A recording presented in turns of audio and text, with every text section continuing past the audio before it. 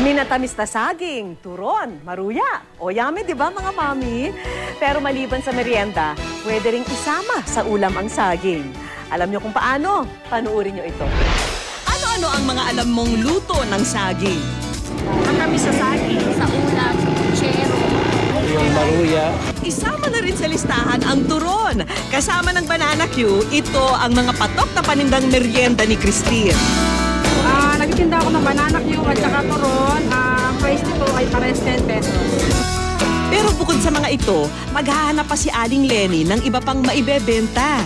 Meron pa kayang pwedeng iluto sa saging na pwedeng gawin sa bahay po? Worry no more dahil narito na ang 3 easy-to-cook banana recipes na ituturo sa atin ni Chef Dang Adrias ng Metropolitan Occupational Science and Technology o MOST Institute. At tatawagin natin itong saging ukoy. Ano natin gagawin? Pigayin muna natin yung ating dinayat na papaya kanina.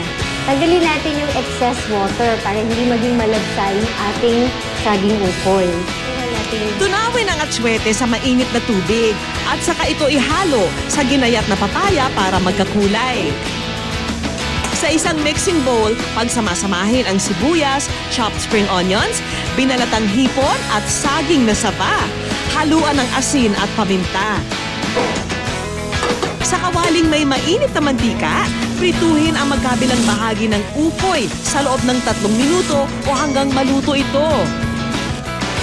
Sa halagang 75 pesos, meron ka ng saging ukoy na pwedeng pagsaluhan ng 4 na katao. Our next recipe is bola-bola de saging. Ang gagawin nating version ngayon naman ay piprituhin natin, pero pwede rin naman siyang i-grill. Kailangan lang ng ground pork, saging na saba, sibuyas, mantika, asin at paminta. Paghalu-haluin lang ang ground pork, hiniwang saging na saba, sibuyas, asin at paminta. Ikorte ito sa mga hugis bilog.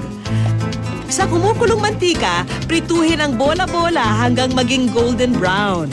Kumpara sa mga nakagawian nating lutuin na bola-bola, ang ating bola-bola de saging ay mayaman sa vitamina, potassium at higit sa lahat ang fiber.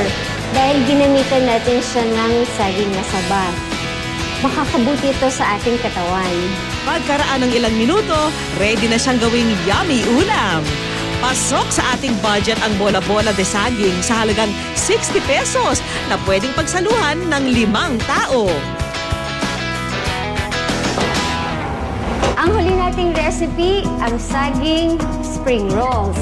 Pero imbis na pahabang roll siya, gagawin natin siyang hugis tatsulok or triangle. Maghanda ng saging na saba, carrots, sibuyas, pork kasim, lumpia wrapper, mantika, itlog, asin at paminta. Lagyan na natin yung kasim. Sa isang mixing bowl, paghalu-haluin ang kasim, saging na saba, carrots, asin, paminta at itlog. Hiwain naman ng pahaba ang lumpia wrapper at dito ibalot ng patatsulok ang saging spring roll mixture. I-fold lang. Iprito ang mga ito hanggang sa maging golden brown. Dito natin. Wow! Color. Ang crunchy, delicious na saging spring rolls, good for 6 people sa halagang 60 pesos lang. Bukod sa mura at masustansya, versatile din pala ang paborito nating saging. Hindi lang pala tong panghimagas at pangmerienda. Maski pang ulam, surefire hit din ito sa buong pamilya.